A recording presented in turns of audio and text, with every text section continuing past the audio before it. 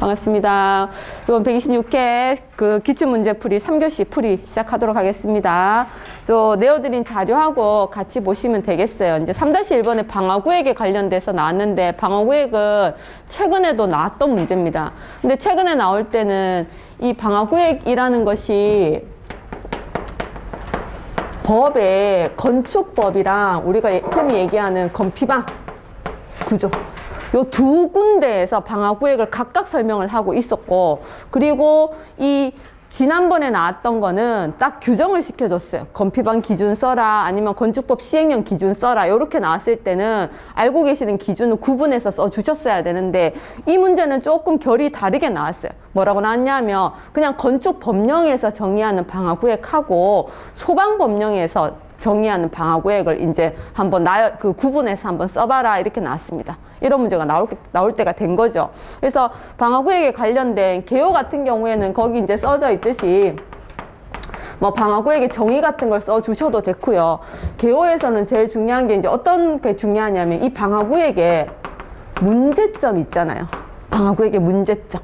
방화구획의 문제점이라 하면 그거죠. 완화 규제에 관련된 것들. 그러한 문제점들이 많다. 그래서 뭐 그러한 것들을 개선해 나가자. 요렇게 이제 개요를 간단하게 쓰시면 되겠고, 본론에서는 이제 우리가 건축법령하고 소방법에 따라서 구분하라 했어요. 그러면 우리가 건축법령은 너무 잘 알아요. 여기 내드린 것처럼 건축법령에서는 이제 면적에 따라서 1000제곱미터당 방화구획을 해야 되고, 그 다음에 매 층마다 해야 되는 거고, 이제 매 층마다 할 때 요 마지막에 완화 규정이 있긴 있죠. 1, 2층 같은 용도로 쓰고 면적이 500해배 미만으로 되어 있고 다른 부분과 방화구획이 되면 그 부분은 또 층간 방화구획 안 해도 된다. 그런 얘기도 있지만 요렇게 쓰고, 그리고 다른 부분이랑 사용 구조가 다른 거. 그러니까 여기서는 어떻게 되어 있냐면 용도별 방화구획. 그죠? 이런 것들이 전부 다 건축법에서 정의가 내려진 거예요. 방화구획은 이거는 무조건 나오는 시험이에요. 나오는 문제거든요. 무조건 다 외우고 있으셔야 돼요. 무조건 다 외우고 있으셔야 되고, 아까도 말씀드렸듯이 어느 법에 나와 있다라는 것까지 구분해서 외우고 있으셔야 됩니다. 그래서 요게 지금 법에 구분이 없기 때문에 이렇게 표로 그리시는 게 굉장히 좋죠. 그래서 표로 이렇게 이제 해주시고, 그리고 이게 방화구획이 나와 있으면 당연히 구획 방법도 같이 써주시는 게 좋아요. 방화구획을 할 때 내화구조의 벽바닥으로 구획을 하는데, 만약에 불가능할 때 방화문 달아라 했고, 여기서 말하는 방화문에는 방화 셔터가 포함이 되도록 되어 있습니다. 그죠? 방화 셔터가 포함되어 있고, 관통부에서는 댐퍼를 달고 아니면 내화충진제. 근데 이제 내화충진제라는 단어를 안 쓰시길 바랍니다. 용어가 바뀌었습니다. 내화채용구조. 그죠? 자, 출제자는 비록 내화충진제라고 쓰더라도 우리는 용어가 바뀐 거는 바뀐 용어대로 써야 되거든요. 내화 채용 구조를 통해 가지고 구획을 하면 된다. 요렇게 이제 써주시면 되는데, 여기서 끝나시면 안 되고요. 그죠? 자료에 한번 보시면 뭐가 있냐 하면 건축법에서 대피 공간도 방화구획을 하라고 얘기한 거예요. 대피 공간. 여기서 말하는 대피 공간이 아파트 공동주택에서의 대피 공간일 수도 있지만, 거기 자료에 드린 거 보면요. 요양병원. 그러니까 공동주택. 우리가 대피 공간 하면 양방향 피난이 불가능한 이제 공동주택만 생각하시는데, 그러면 안 되고, 이제는 요양병원 같은 거, 거기 있죠. 그쵸? 요양병원, 정신병원 등. 여기에서도, 이 병원에서도, 왜냐하면 재약자들이, 피난에 대한 약자들이 있는 곳이라 여기에서도 방화구획된 대피 공간을 두라라고 건축법에서 제시를 하고 있습니다. 그리고 나머지 한 곳이 바로 뭐냐면 오피스텔에 난방구획. 요거는 제가 이제 법 출처를 거기 써드렸는데요. 건축물의 설비 기준 등에 관한 규칙입니다. 건축물의 설비 기준 등에 관한 규칙 제14조에 오피스텔 난방 구획을 개별이든 중앙 집중이든 간에 무조건 하도록 되어 있습니다. 그래서 요거까지 써주시는 게 뭐 건축에서 얘기하는 방화구획 쓰는 거일 것 같아요. 그래서 요렇게 써주시면 되겠고, 그 다음 이제 소방법에서 얘기하는 게 도대체 뭐냐. 뭐 화재안전 기준을 기준으로 삼으시면 될 것 같아요. 화재안전 기준을 쭉 보시다 보면 방화구역이라고 대놓고 얘기하는 곳이 있어요. 그 부분하고 화재, 침수 등으로부터 피해가 없을 것, 이게 바로 방화구역입니다. 이렇게. 그래서 화재안전 기준을 전부 다 이렇게 보는 거죠. 봤을 때 화재안전 기준에서 대놓고 방화구역이라고 얘기하든지 아니면 화재 등 뭐 침수로부터 피해가 없는 장소에 보관할 것, 설치할 것이라고 되어 있는 곳이 다 방화구역이라서 일단 보면 감시제어반 설치 장소가 방화구역 되어 있어야 됩니다. 그리고 비상전원 설치 장소, 소화가스 저장 용기실, 그리고 가압 송수장치, 펌프 같은 거, 그렇죠? 그리고 ESFR에 그 기준에 보시면요, 거기에 2층 이상일 경우에 해당 층의 바닥을 내화 구조로 하고 다른 부분과 방화구역 하도록 되어 있습니다. 그래서 이 부분이 들어가야 되고, 그리고 우리가 부속실 제한 설비의 급기 송풍구를 방화구역 된 장소에 설치하도록 되어 있습니다. 그리고 비상전원 수전 설비, 요렇게 되어 있어요. 그래서 요렇게 이제 정리를 했고, 요렇게 정리를 내려주시면 되겠어요. 제일 좋은 거는 건축법에서 방화구역하고 소방법에서 방화구역을 비교하라고 하는 거기 때문에 표로 작성하는 게 가장 좋으나, 이 문제는 그렇게 답안을 작성하기가 조금 그런 게, 소방법이 건축법에 대해서 내용이 조금 작아요. 그런 표를 그려봐야 한쪽에는 빽빽하게 쓸 게 많은데 한쪽에는 빽빽하게 쓸 게 없는 거잖아요. 그럴 것 같으면 표를 안 그리시는 게 맞는 것 같아요. 그래서 이렇게 두 군데를 하시면 되겠고, 그 다음에 이 문제가 방화구역에서 그친 게 아니죠, 그렇죠? 두 번째 뭘 물었냐 하면 이걸 물었어요. 복합 건축물에 피난시설 등에 관해서 써라. 요거에 대해서 이제 설명하시오라고 했습니다. 자, 건축에서는 용도를 제한하고 있어요. 한 건물에 서로 다른 용도를 같이 넣어 놓지 말라라고 하고 있는데, 그때 용도 제한하는 용도는 서로 다른 용도 다는 아니고 두 가지 용도를 같이 넣지 못하게 하고 있는 거예요. 피난 약자가 이용하는 곳, 피난 약자가 이용하는 용도하고, 그리고 화재 위험이 큰 용도, 요거를 같은 건물에 두지 마세요라고 되어 있는 거예요. 그래서 피난 약자가 이용하는 용도, 이게 바로 공동주택 등이라고 되어 있는데, 요게 요 법에서, 요 조항에서 얘기하는 공동주택이라든가 노유자 시설이라든가 요양시설이라든가 요거 있잖아요. 그쵸? 여기 나왔는. 그래서 뭐 의료시설, 아동, 공동주택, 의료시설, 아동 관련시설, 노인복지시설, 요것들을 통틀어 공동주택 등이라고 명시를 하는 거고, 얘네들은 피난 약자가 이용하는 용도이기 때문에 그 한 건물 안에 이 피난하는데 걸리는 시간이 오래 걸리고 자력 피난이 불가능한 이 건축물에 이 사람들이 있는데 화재 위험이 큰 용도가 같이 들어가 있다라면 이거는 2차, 3차 재해가 발생하기 때문에 한 건물에 무조건 원칙은 같이 못 쓰는 겁니다.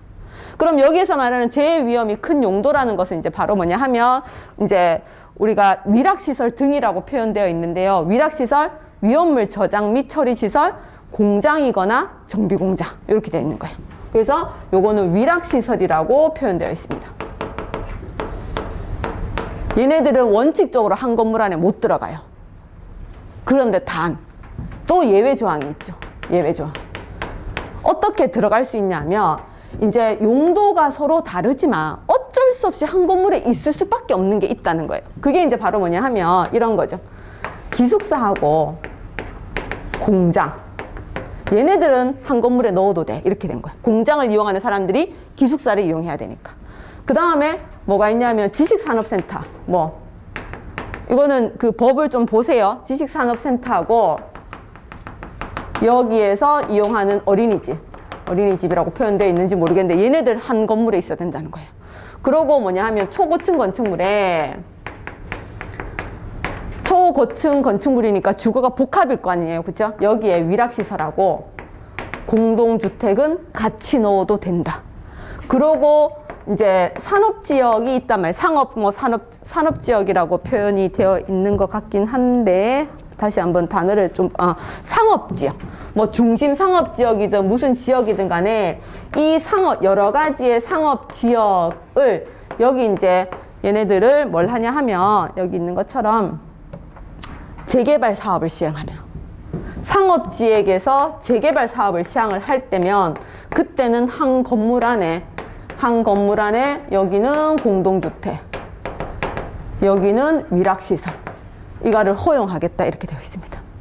요게 있고 그리고 얘네들 원래 따로 있어야 되는데 만약에 같이 있고 싶다라면 구조가 맞으면 된다 이렇게 얘기하는 구조가 어떤 구조가 맞아야 되냐 하면 결과적으로 얘들이 서로 멀리 떨어져 있게 하면 되는 거예요. 그래서 나오는 조건이 거기 써져 있는 것처럼 그렇게 되어 있죠. 자, 출입구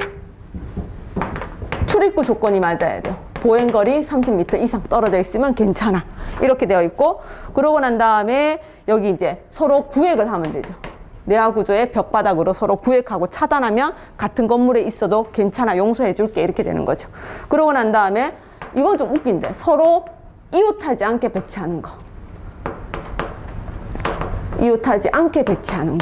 요렇게 구조가 되어 있으면은 한 건물에 있고, 그리고 건축 주요 구조부를 내화 구조로 할 때는 괜찮다라고 되어 있습니다.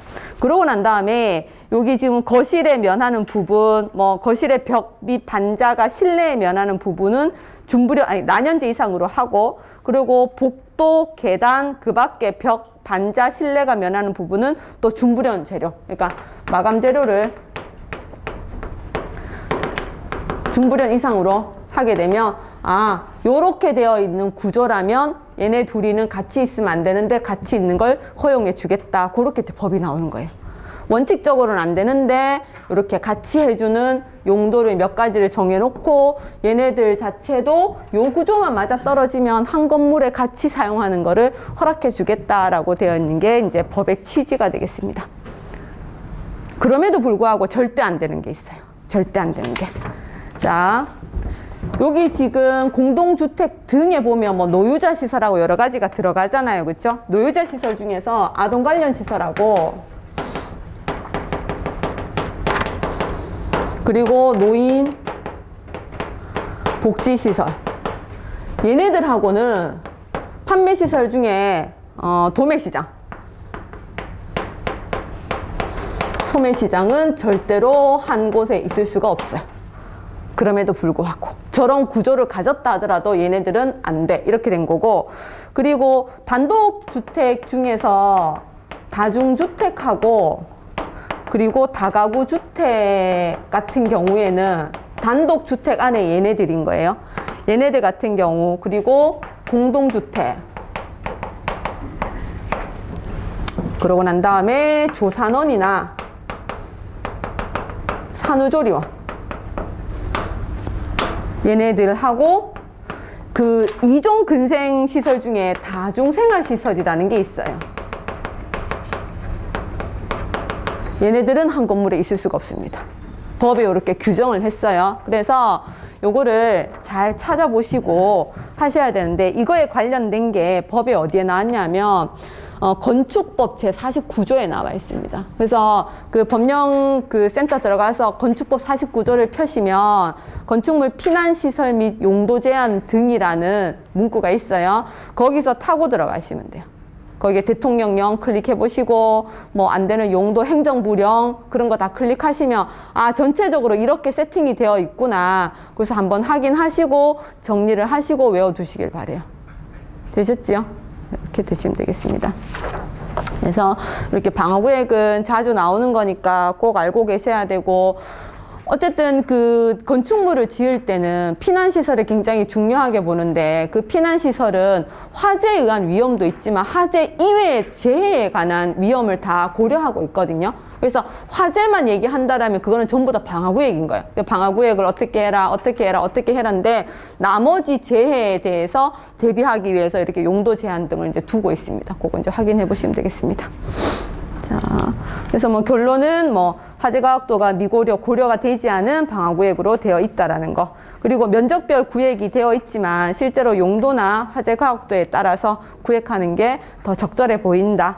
이제 그런 것들 이제 간단하게 쓰시면 되겠고, 방화구역의 또 가장 큰 문제점은 그 방화구역 완화 규정. 우리가 주차장 부분에 우리가 면적별 완화가 되어 있지 않아요. 그렇죠? 그래서 그런 부분은 굉장히 위험하고, 특히나 지금 주차장은 전기 자동차가 이제 들어갑니다. 충전 시설이. 그러다 보니 방화구역을 더 촘촘하게 할 필요는 있습니다.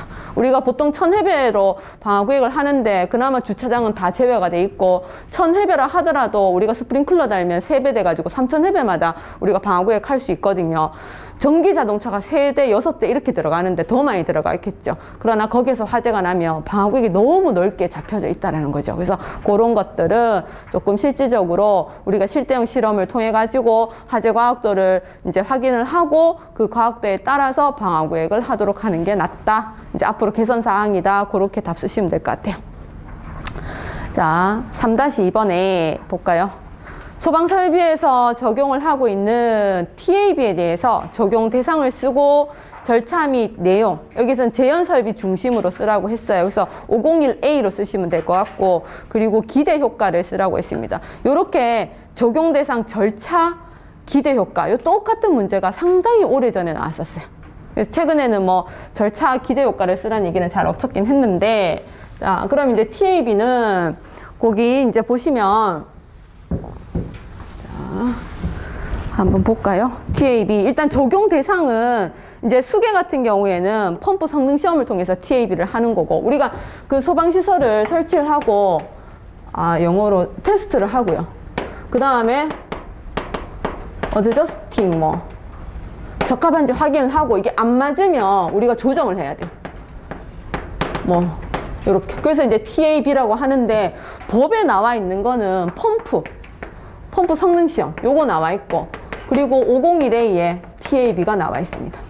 나머지는 없거든요. 그런데도 불구하고 일단 가스계 도어판 테스트, 그 다음에 거실 제한 설비까지 우리가 사실은 TAB 적용 대상이다라고 적었고, TAB 절차 및 내용은 요게 지금 각종 책이나 나머지 교재 뭐 어딜 봐도 잘 정리가 되어 있는 게 있습니다. 그래서 요거는 정리되어 있으신 분들, 이렇게 있으신 대로 이렇게 적으셔도 되고, 표로 그리셔도 되고, 표로 간단하게 그리셔도 되고, 요렇게 이제 글로 쓰셔도 되는데, 어쨌든 우리가 TAB를 통해서, 여기서 지금 501A 요걸로 쓰라 했거든요. 요걸로. TAB를 통해서 확인해야 되는 게 도대체 뭐냐.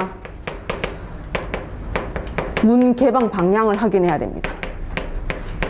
그러니까 피난 방향으로 개방되는지 요걸 확인해야 되고, 그죠? 그리고 당연히 문의 크기도 이제 확인하라라고 되어 있고, 그 다음에 문하고 바닥의 틈새를 확인해야 돼요. 누설을 확인해야 되기 때문에 틈새를 확인하고, 그 다음에 확인해야 되는 게 문 폐쇄력. 폐쇄력을 확인하고, 그 다음에 확인해야 되는 거는 이제 그 감지기가 작동을 하게 되면 감지기 연동해서 팬이 돌아가는지, 제한 설비가 가동이 되는지 그걸 확인하도록 되어 있습니다.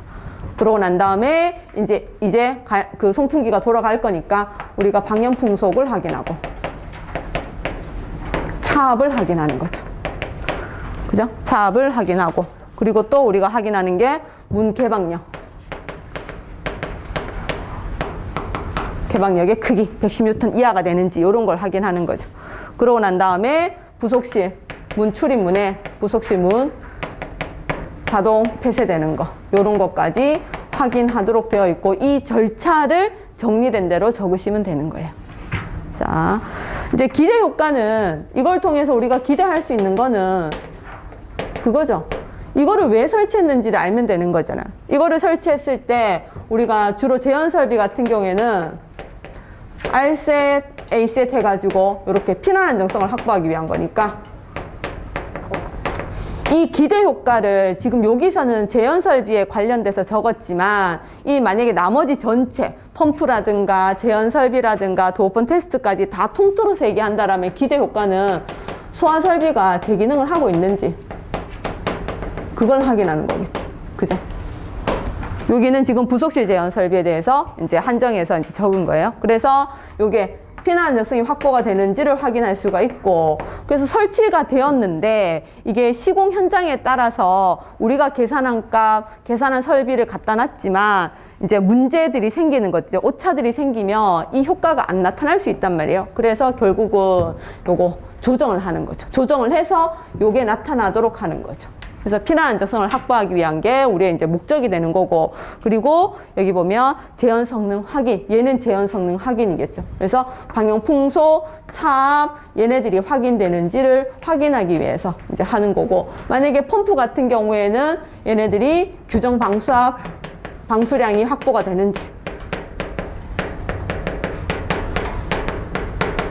되는지를 확인할 거고, 그 다음에 도어펀 테스트 같은 경우에는 얘는 결국 뭘 확인하는 거냐 하면 설계 농도 아니면 소화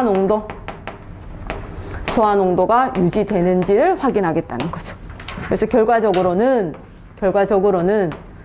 소화가 제대로 일어나는지, 그로 인해서 피난을 완료할 수 있는지, 그거를 확인하는 게 바로 이게 지금 TAB라는 거예요. 그럼에도 불구하고 TAB가 이제 실시되어야 되는 요 거실 제어의 TAB는 프로그램은 이렇게 절차는 이미 다 마련이 되어 있는데 화재안전 기준에 아직 들어오지는 못했거든요. 거실 제어의 TAB를 반드시 법적으로 우리가 이제 화재안전 기준에 도입을 해서 거실 제어에서도 TAB를 할 수 있도록 하는 기준이 필요하다. 이제 그런 것들 적으시면 되겠습니다.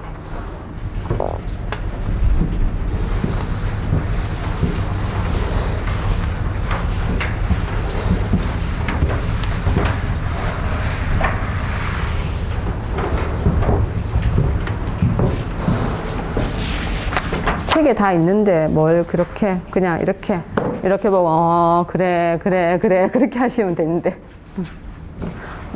그리고 자료에 보면 소방시설협회에서 올라온 TAB 절차가 있습니다. 그래서 이 절차를 자료에 드렸어요. 근데 요게 지금 나중에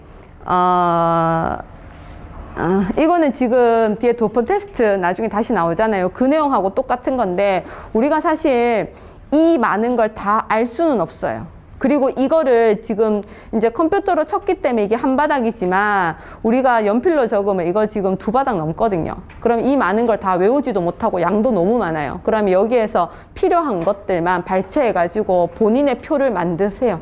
그래서 나중에 답이 그 문제가 나왔을 때 그것만 대충 얼추 적어도 되는 거예요. 그래서 그렇게 표를 만들어서 정리를 하시기 바랍니다. 그 다음에 3번 바로 나오네요.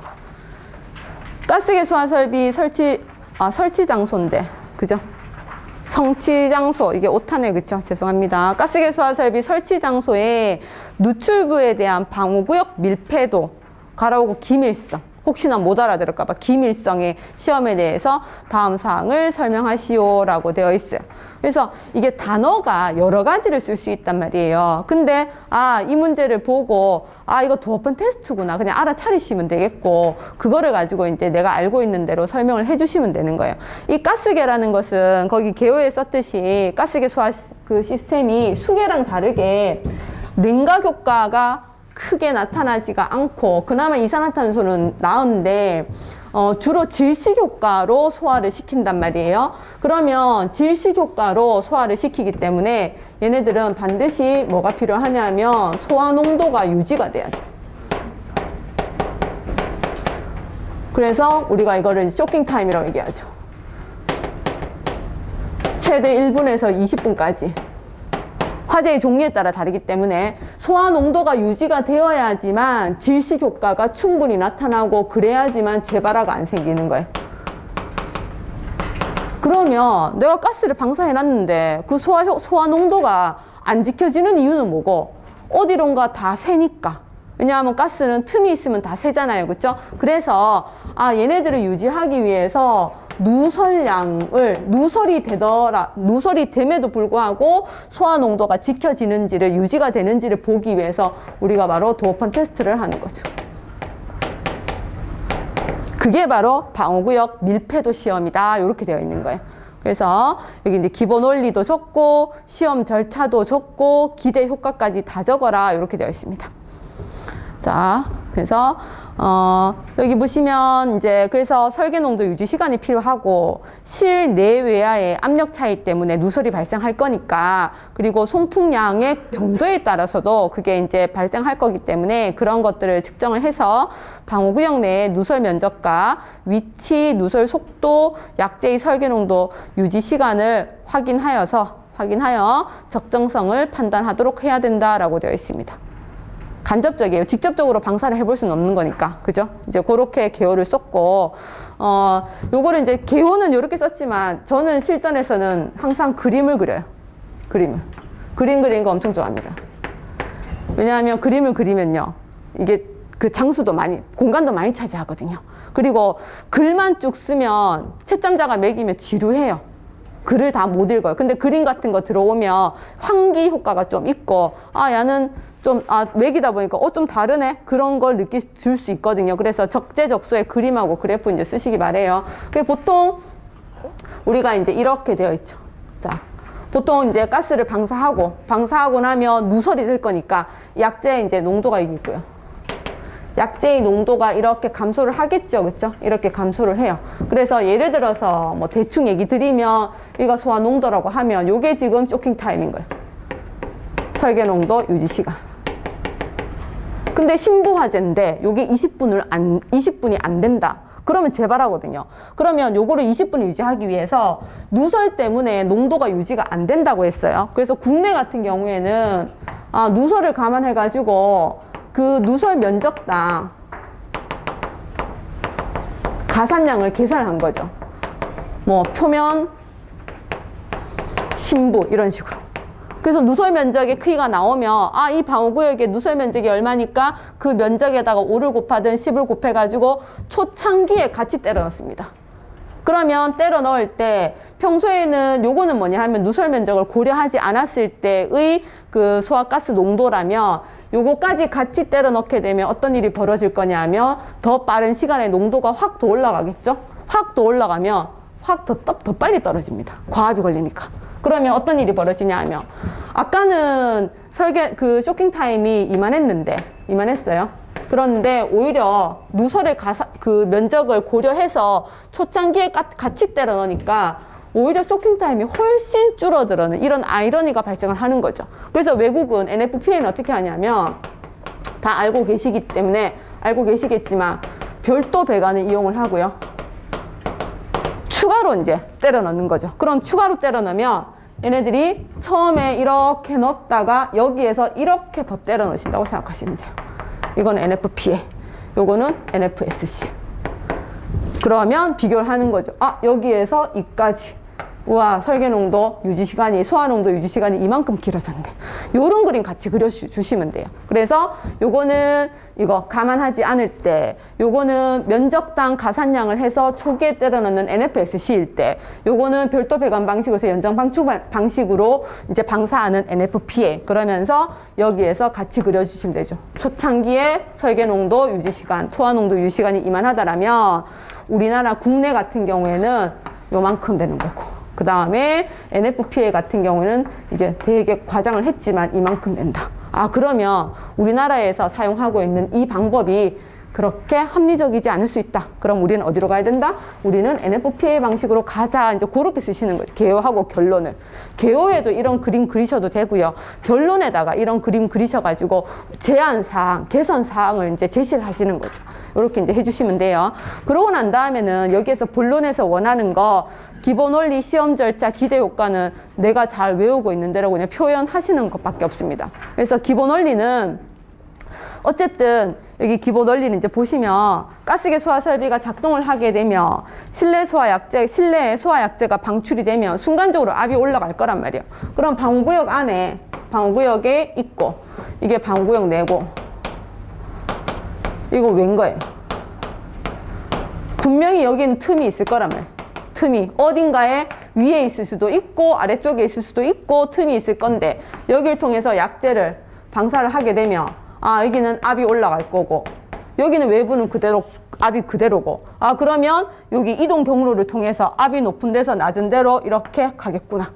그렇게 해서 누설이 될 거거든요. 그렇다고 해가지고 이 실험을 할 때 직접 약재를 방사할 수는 없잖아요. 그럼 어떻게 하냐면 거기 있는 것처럼 여기에 문을 뜯어내고 여기에 펜을 달아요. 이렇게 펜을 달아가지고 이제 그 전기를 통해서 이 송풍기를 통해서 이제 공기를 밀어 넣어주는 거죠. 얼마만큼 이 방호구역 내에 계산되어서 방사되어 있는 그 소화가스가 들어왔을 때 압이 얼만큼 올라가는지를 우리가 알 거니까 그만큼 압을 높여주는 거예요. 높여줬을 때 이제 누설이 일어나게 되면 여기서 나중에 누설이 일어나는 것도 초반에는 누설이 많겠지만 그 다음에 누설도 이런 식으로 일어날 거거든요. 그럼 왜냐하면 여기 있는 압이 바깥으로 나가게 되면 이 압 차이가 크다가 그 차이가 점점 이렇게 될 거기 때문에 그럼 더 이상 누설은 거의 안 일어나거나 미비하게 일어날 거란 말이에요. 그러고 난 다음에 시간이 이제 일정 시간이 지났어요. 그러면 이 방호구역 내에 압이 얼마나 유지되고 있는지를 확인해 보시면 이게 몇 분 동안에 소화가스 농도가 유지가 된다 안 된다를 확인할 수 있단 말이에요. 그 원리로 실험을 하는 겁니다. 그래서 펜을 달아서 하겠다 그런 거죠. 그리고 시험 절차도 보시면 요렇게 표 그리시는 게 거의 요렇게 표현되어 있어요. 설계 검토하고 기초자료 측정을 하고 도어펜을 설치하시고 감압을 실험을 하고 정밀도 검사해서 결과를 분석하는데 그거를 다시 표로 이제 설명한 게 밑에 표예요. 그래서 설계 검토 현장 조사할 때는 우리가 공조까지 다 확인을 해야 되고 댐퍼가 닫히느냐 안 닫히느냐 그 다음에 출입문, 방화 셔터, 그 다음에 누설 부위를 다 조사하셔야 되는 거예요. 그러고 난 다음에 장비를 설치하는데 이때 말하는 장비는 이 문에 닿는 요 펜을 설치하는 거예요. 그래서 이게 블로업 도어 펜이라고 얘기하는데 이 펜을 설치를 해가지고 1차 테스트를 먼저 해요. 1차 테스트를 했을 때 이게 이제 문제가 없으면 이게 끝인데 만약에 농도가 안 지켜지 압 유지가 일정 시간 동안 안 이루어지고 있다. 그러면 새로 해야 되는 거예요. 도어펜 테스트도 아까 요 앞에 문제처럼 이것도 결국은 TAB거든요. 그래서 안 지켜지면 새로 조정을 해야 되기 때문에 2차 테스트를 또 하는 거죠. 그래서 1차가 테스트를 했더니만 이게 밀폐가 똑바로 안 일어났다. 그렇다면 2차 테스트를 새로 합니다. 2차 테스트를 할 때 밀폐를 더 시켜야 되겠죠. 그렇죠? 밀폐를 누설 틈새를 찾아가지고 밀폐 후 재테스트를 하는 거죠. 그래서 밀폐 테스트를 했을 때 뭐 누출 등가 면적의 30% 이내 도어펜 테스트 그 패널 개방 후 테스트를 하고 등가 면적이 플러스 마이너스 10%일 때는 된다 이렇게 돼가지고 이제 결과 보고서를 제출을 하는데 여기서 최종 분석 및 보고서 제출해서 보시면 설계 농도 유지 시간만 검증하는 게 아니고요. 뭘 같이 봐야 되냐면 이거 벤트 프레션가니까 압력까지 같이 보셔야 돼요. 왜냐하면 여기가 과압이 걸려버리면 이 방호구역을 구성하고 있는 이 벽체가 벽체에 의해서 이게 지금 파손이 일어날 수도 있는 거니까 그 압까지 다 측정한 후 그렇게 여기에 압이 올라갔을 때 이 벽체 파손, 창문이라든가 이런 것들의 파손이 없다. 그것까지 확인하시는 게 보고서 제출 안에 들어간다. 그래서 요거 간단하게 정리하셔서 그냥 그 답 쓰시면 되겠습니다. 그러면 이런 걸 하는 기대 효과는 뭐냐? 당연히 가스계 똑바로 들어가 있나 안 들어가 있나 그거죠. 그렇죠? 소화 설비의 신뢰성 확보인 거죠. 그래서 직접 약재를 방사할 수 없으니 최첨단이라 하긴 좀 그런데 어쨌든 첨단 시험 장비를 이용해서 성능 시험을 통해서 기존 소화가스 설비의 신뢰성을 이제 확보하는 거고 그리고 난 다음에 또 우리가 확인해야 되는 게 설계가 똑바로 되어 있느냐 없느냐 이게 설계의 문제일 수도 있는 거거든요. 그래서 설계의 적정성 평가를 할 수 있다. 그러고 난 다음에 소화 설비의 효율성을 높일 수 있다는 거죠. 그래서 그 약재가 외부로 누설될 수 있는 부위를 확인하고 차단하여 그 방호구역의 밀폐도를 향상시킴으로써 소화 능력의 효율성을 높일 수 있는 이 수단으로 사용할 수 있는 게 바로 도어펜 테스트다 이렇게 되어 있습니다. 도어펜 테스트를 해야 되는 이유는 재발화 때문인 거예요. 그죠? 누설 때문에 재발화. 그런데 우리나라는 요 방식대로 하는데 외국은 요 방식대로 해서 우리는 앞으로 외국 따라가자 그렇게 결론 쓰시면 되겠습니다. 결론에 요 그림 그리시고 비교해 주시고 우리 가야 될 방향은 요거다 이렇게 되는 거죠. 그래서 그렇게 되어 있지요. 그래서 이게 가스계는 자주 나와요. 그죠? 어떨 때는 그 설계 농도, 약재량 구하라는 것도 나오고 어떨 때는 요거로도 나오고 그리고 어떨 때는 대놓고 그 쇼킹 타임에 관련돼서 물어보는 것도 나오고 그죠? 그래서 가스계는 어떻게 나오더라도 얼추는 다 쓰셔야 돼요.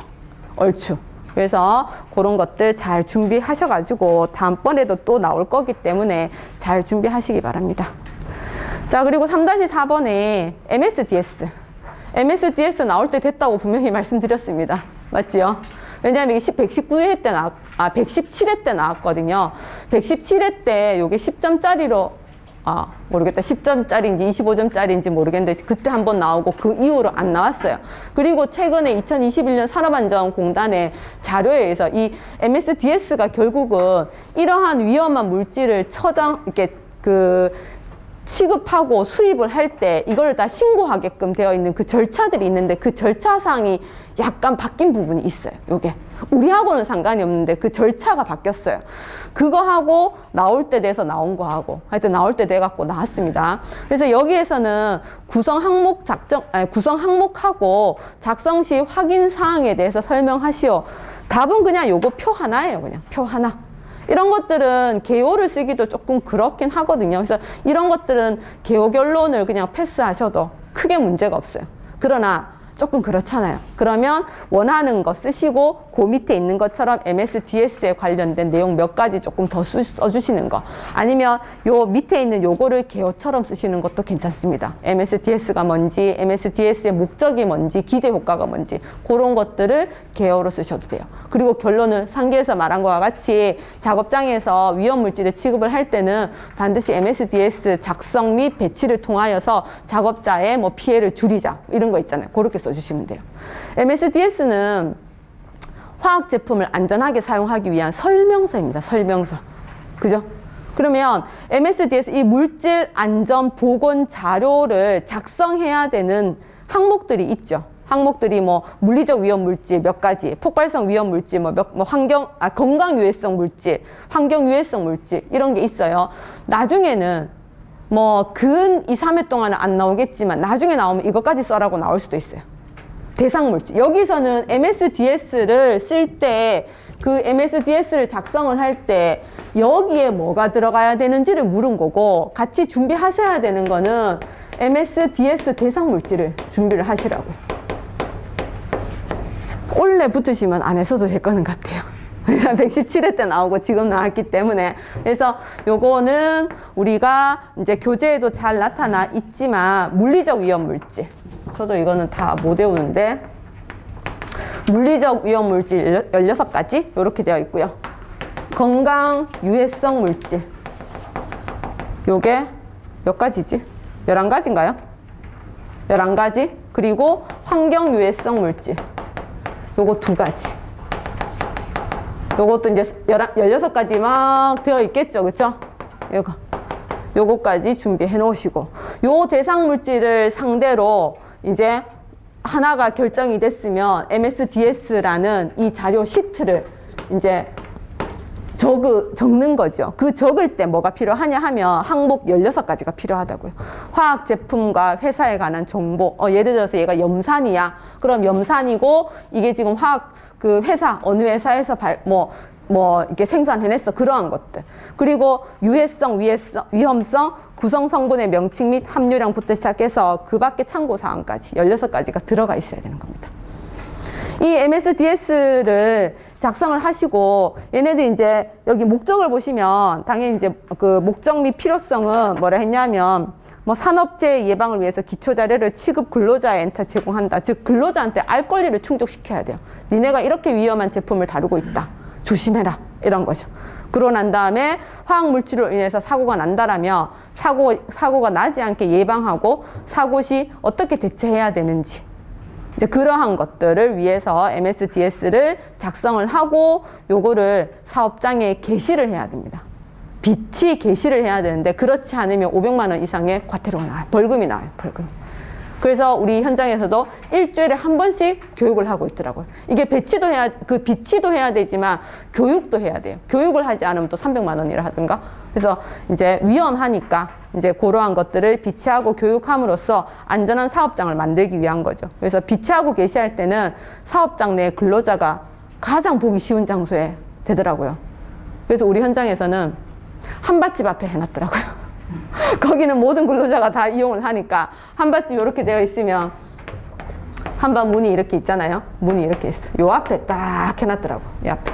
위험하다 이렇게. 그래서 이제 비치 개시의 의미까지 있고, 요거 기대 효과는 당연히 이게 이제 운송하고 저장하고 취급하고 수입하고 이럴 때 다 활용을 하는 것이라 뭐 국제적으로 교육이 용이하게 하고, 그리고 굳이 니네가 일일이 다 시험하고 평가할 필요성이 없다는 거죠. 우리가 그 자료를 다 넘겨줄 거니까.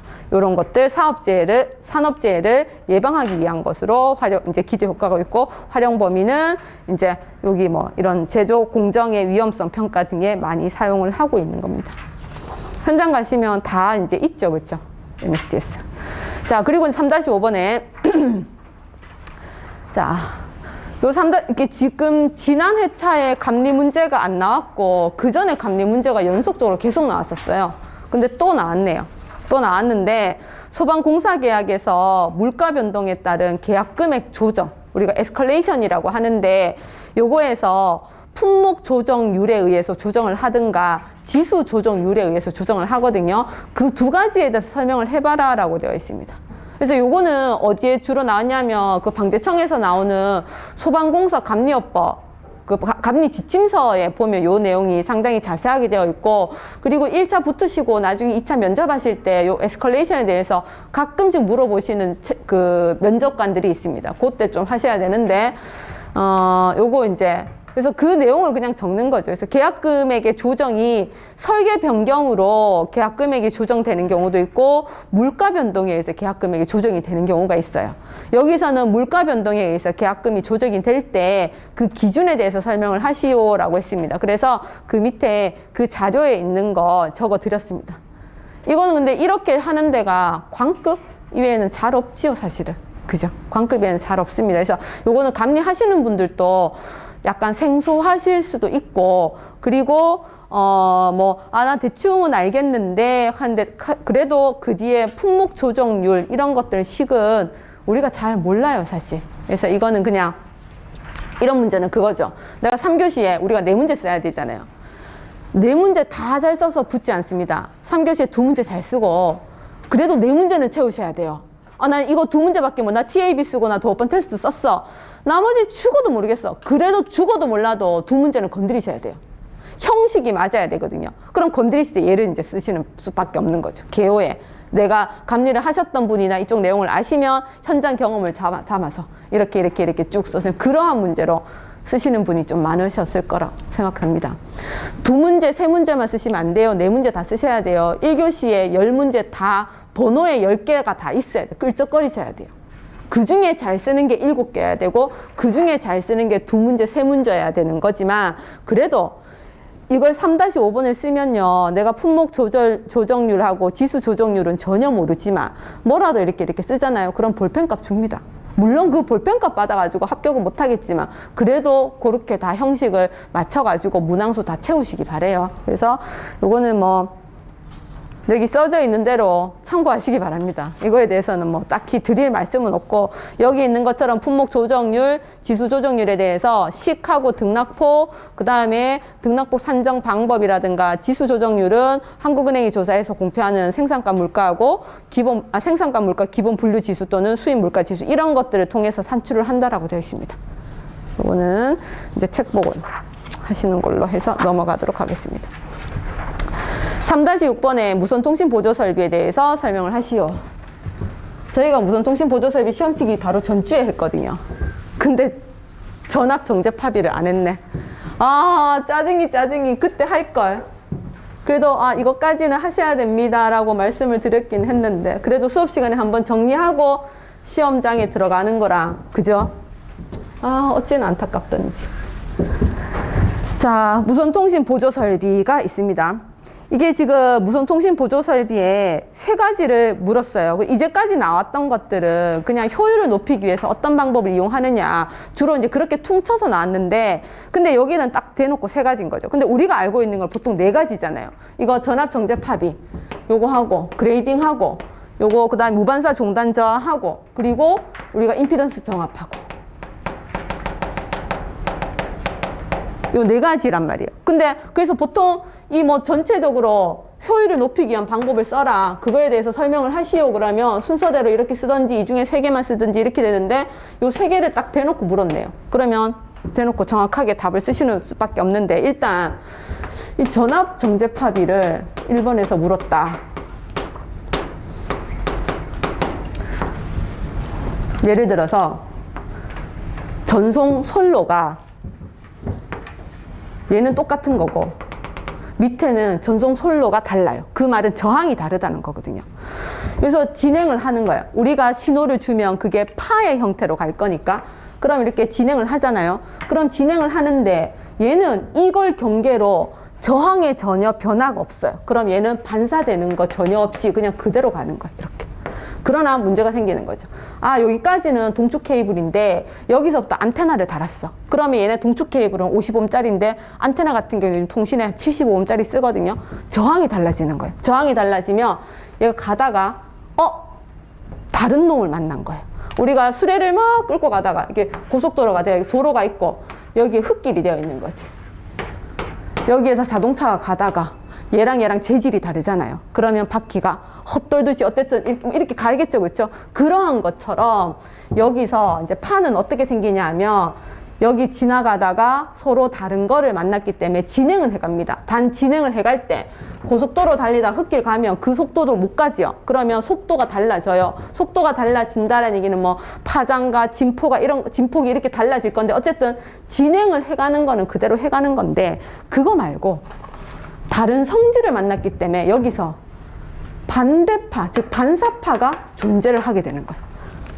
여기는 진행파가 여전히 진행해가고, 여기는 아무 문제가 없는데 여기에서 이렇게 가면 길이가 길어져 가지고 생기는 전송 손실이 생겨요. 전송 손실밖에 안 생기는데 여기는 저항이 다르다 보니까 반사파가 생겨서 이 반사파가 결과적으로 뭘 하게 만드냐면 효율을 떨어뜨리는 역할을 하는 거예요. 그래서 효율을 얼마나 떨어뜨리냐, 반사파가 차지하는 그게 얼마나 되느냐, 그거를 얘기하는 게 바로 정제파비, 전압으로 나타내니까 전압 정제파비라고 얘기를 하는 거죠. 그래서 전압 정제파비는 거기 있는 것처럼 전송 송로에서 여기가 전송 선로라고 보시고 여기가 부하라고 보시면, 이게 진행될 때 전압파, 이게 진행파와 반사파 때문에 진행파는 계속 가고 있고요. 반사파가 이렇게 이쪽 방향으로 오게 되면 얘네 둘이를 하나로 나타내는 합성이라는 걸 할 수 있잖아요. 그 합성에서 나타내는 파가 정제파비고, 그게 전압의 모양으로 나타내기 때문에 전압 정제파비라고 얘기하는 거죠. 약자가 뭐더라? 이렇게. 만약에 전류로 나타내게 되면 전류 정제파비에서 C를 쓰는 것밖에 없어요. 그래서 반사파하고 진행파를 하나로 합성한 게 바로 정제파비가 되는 거고, 얘의 크기에 따라서 효율을 우리가 따질 수가 있다. 효율을. 그거에 대한 얘기가 되는 거예요. 그래서 일단 정제파비의 의미는 뭐 선로의 균형성을 알 수 있는 척도가 되고, 반사 손실과 같은 손실의 의미, 최소 절대 전압비하고 최대 절대 전압 그 비를 나타내는 거예요. 그래서 이게 핵심은 그거죠. 정제파비가 높다라면, 높다. 이게 정제파비가 얼마부터 시작하냐면 1부터 시작해요. 1부터 무한대까지. 높다인데, 높다의 기준이 한 2 정도만 돼도 높다고 얘기하더라고요. 정제파비가 높다라면 어떤 일이 벌어지냐면, 그러니까 VSWR, 높은 정제파비의 의미는 손실이 크다예요, 손실이. 반사파로 인해서 간섭이 일어나거든요. 그래서 손실이 커요. 아, 손실이 크면 내가 설치해 놓은 무선통신 보조 설비가 있는데 간격이 있을 건데, 내가 그 지역까지 신호를 보냈는데 그 지역에서 내 통신을 못 받는 거죠. 그러면 소화 활동을 제대로 할 수 없다라는 문제가 생기겠죠. 그래서 요래 손실이 크다. 그럼 손실이 크기 때문에 효율을 높이기 위해서는 높은 전압 정제파비를 쓰는 게 아니라 이거를 최대한 낮은 걸 써야 되겠네. 그 낮은 거의 기준이 1.5다. 그렇게 나오는 겁니다. 그래서 전압 정제파비의 거기 있고, 식에 보면 이상한 문자 있다 그랬죠. 그게 이제 전압 반사계수인데, 그 전압 반사계수가 나왔기 때문에 그 위에 전압 반사계수를 써드렸습니다. ZL이 부하 임피던스라면 Z2는 이제 송신 임피던스 이렇게 생각하시면 되겠죠. 그래서 1.5 이하가 되어야지만 출력이 96% 이상이 됨으로써 되게 양호한 통신을 할 수 있다라고 되어 있습니다. 이제 그런 것들을 통해서 그러면 내가 효율을 높이기 위해서는 전압 정제 파비를 1.5 이하로 되는 거를 사용을 해야 되겠다. 그런데 그렇게 따지면요. 전압 정제 파비 이게 왜 생겼냐 하면 얘랑 선로가 달랐기 때문에 생겼거든요. 선로가 안 다르게 하면 돼요. 그게 바로 무반사 종단 저항을 잘든지 아니면 임피던스 정합을 해버리면 되지. 얘네 둘이를 똑같은 50옴짜리로 연결해버리면 전혀 안 생겨요. 그래서 이제 이 효율을 높이는 방법 중에 하나가 바로 임피던스 정합이고, 임피던스 정합을 이제 한다, 그렇게 되는 거죠. 자, 그 다음에 두 번째, 어떤 걸 통해서 우리가 효율을 높일 수 있냐면, 그레이딩을 통해서 높일 수 있다라는 거예요. 그레이딩은 결국 등급의 차이를 두는 거죠. 얘네들을 연결을 할 때, 자, 우리가 되게 자주 보는 그림이에요. 예를 들어가지고, 여기에서 뭐, 거리가 되겠고, 얘가 뭐 크기가 되면 전송 손실. 전송 손실은 거리에 의해서만 결정이 되는 겁니다. 거리 때문에. 멀어지면 멀어질수록 거기까지 가는 보낼 수 있는 손실, 이게 그 전파가 약해지는 거니까 손실이 많아지겠죠. 그죠? 이제 이렇게 되는 거고, 전송 손실이라 보면 레벨이라 봐야 되겠네, 레벨. 손실이 많아지니까. 원래 여기서 이만큼 보냈는데 이만큼의 손실이 발생하는 거죠. 그죠? 그러고 난 다음에 여기에서 뭐가 생기냐 하면 결합 손실이라는 게 생긴단 말이에요. 손실에 전송 손실하고 결합 손실이 있는데 요거를 합쳐서 시스템 손실이라고 얘기를 해요. 그래서 얘네들 요게 바로 시스템 손실이란 거죠. 시스템 로스. 이렇게 했어. 자, 그런데 만약에 어떤 지역에서 통신이 가능하려면 뭐 이거 A라고 하고 이 강도가 A하고 B 사이 정도, 이 정도의 통신 강도는 들어와야 통신이 가능하다라고 얘기한다라면 이제 B 정도는 들어와야 돼요. 그렇게 따지면 요 지역 같은 경우에는 B보다 훨씬 높은 A하고 B 사이에 신호가 들어오기 때문에 이 지역에서는 신호를 받는데 아무 지장이 없겠으나 요걸 넘어서 버리면 요 지역 같은 경우에는 B가 안 들어오는 거예요. B가. 난 이까지 신호를 주고 싶은데 소방관은 그까지 가 있는데, 그러면 이 시스템 갖고는 내가 여기서 암만 신호를 쏴줘도 Q점까지는 안 되겠네. 그거를 해결하기 위한 게 바로 그레이딩이라는 거죠. 그레이딩을 하는데 어떻게 하냐면 이 누설 동축 케이블, 이거는 누설 동축 케이블일 때만 가능한 거죠. 누설 동축 케이블을 한 종류를 쭉 깔고 가는 게 아니라 여러 종류, 서로 다른 종류를 연결하겠다는 거지. 서로 다른 종류를 하면 이 슬롯의 크기를 조절하겠다는 거예요. 슬롯의 크기를.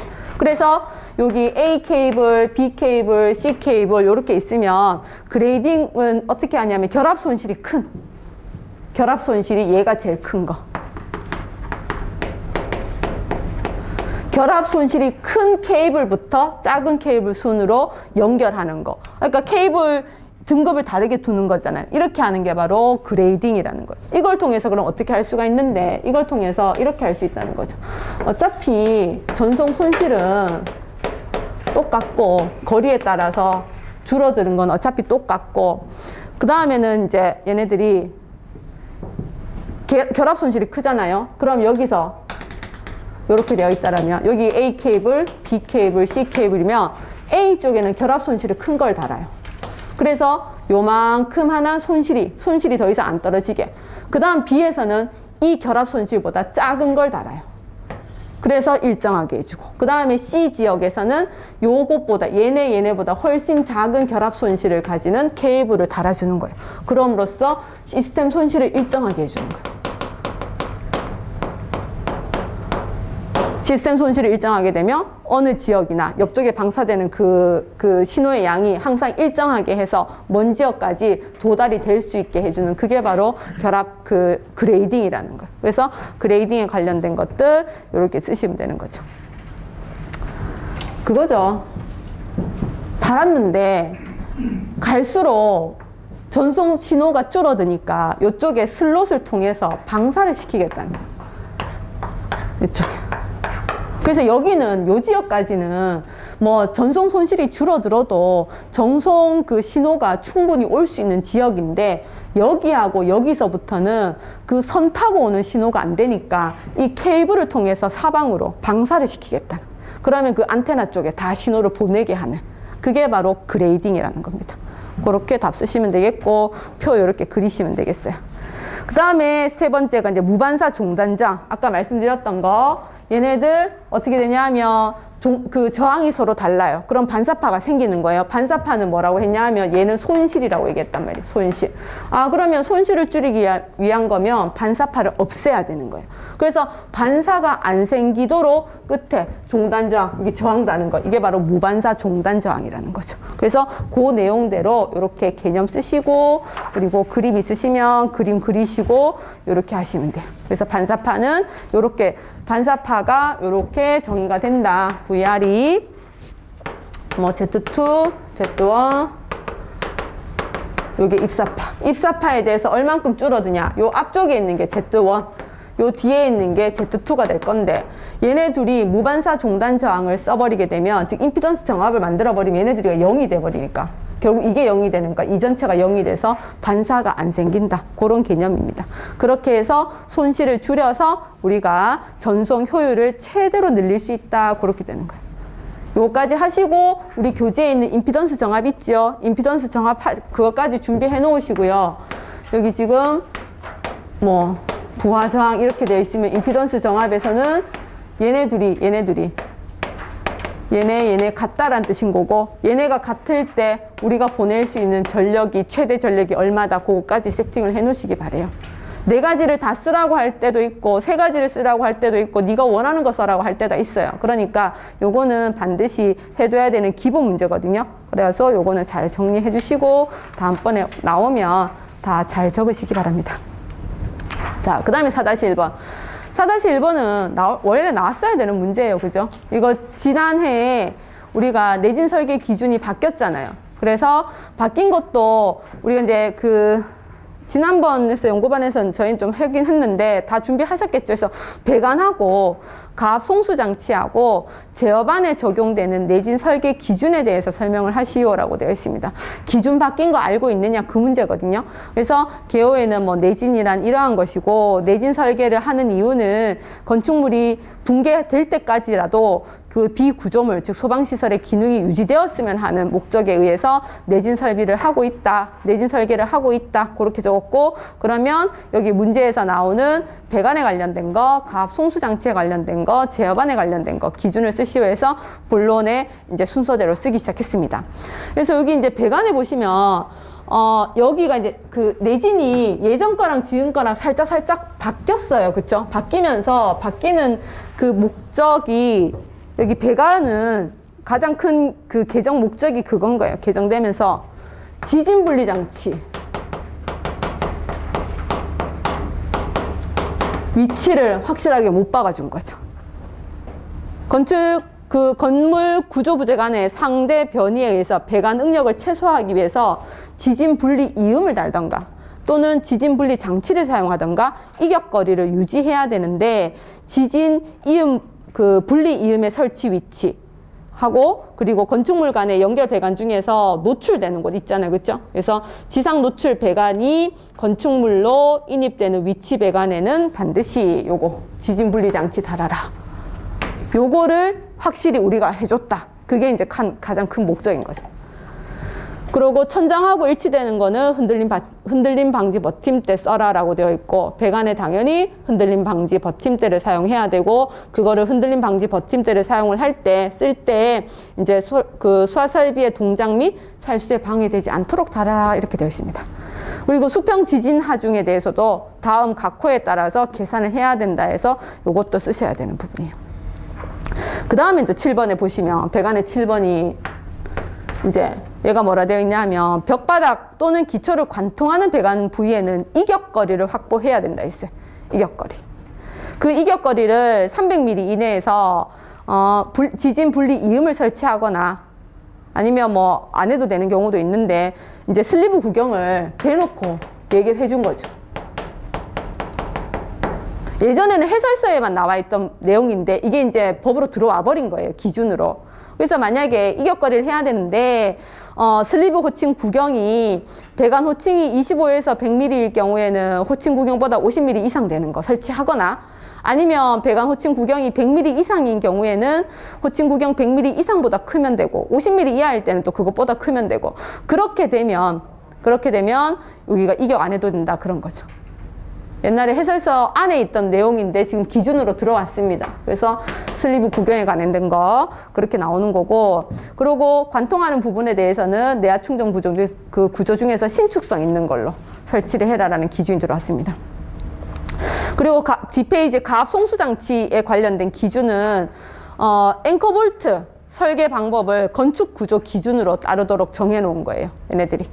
그래서 방진 장치가 있어서 앵커 볼트로 고정할 수 없는 경우는 없는 경우에는 내진 스토퍼로 해야 되고, 다만 방진 기준 이 기준에 따른 내진 성능이 있는 경우에는 제외한다로 되어 있어요. 그래서 내진 스토퍼에 된 거는 1번, 2번 이렇게 된 거죠.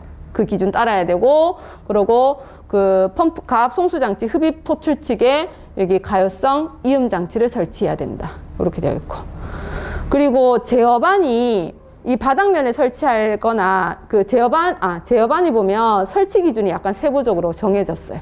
그래서 앵커 볼트를 달 때, 설치를 할 때 제어반 하중에 따라서 뭐 직경 8mm 이상 해가지고 고정 볼트 4개 하는 이런 것들로 되어 있다. 그래서 얘네들은 그냥 기준 그대로 쓰시는 거예요. 그리고 밑에는 위에 보시면 수평 지징 하중은 뭐를 따라라 뭐 그런 게 나와 있는데, 그거에 대한 기준이 제 3조의 2에 따로 나와 있었거든요. 그래서 밑에 따로 적은 겁니다. 2하고 3하. 그래서 이것도 예전에는 없는 기준이잖아요. 그래서 이 기준도 건축 구조 기준을 적용하도록 한 거거든요. 그래서 앵커볼트 시공할 때 이런 것들 다 따라서 하도록 되어 있기 때문에 이 기준까지 써 주셔야 될 것 같아요. 내지는 준비를 또 더 해놓으셔야 될 것 같아요. 준비를. 왜냐하면 또 나올 수도 있어요, 내지는. 그래서 이제 한 번 나왔기 때문에 한 번이 끝은 아닌 것 같고, 나중에 정리하셔가지고 하실 수 있으면 표로 만들어서 딱 보기 좋게 만들어 주시는 것도 좋아요. 자, 그 다음에 4-2번. 이게 문제죠. NFPA 25에 수계수화 설비의 점검, 시험, 유지관리에서 대상 설비별로 다음 사항을 설명을 하시오라고 되어 있습니다. 자,